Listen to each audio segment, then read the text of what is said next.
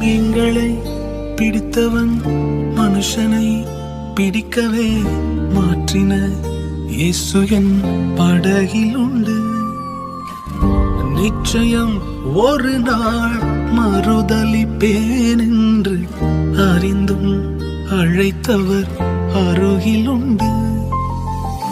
நான் வீசும் வலைகள் எல்லாம் பெருமையாய் வந்தாலும் என்னோடு அவர் இருக்க குறையேது. புயல் அடித்தாலும் அலை அடித்தாலும் என் துதிகள் ஓயாது.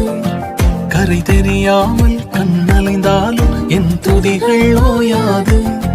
என் நம்பிக்கை அவமானாலும் என் துதிகள் ஓயாது.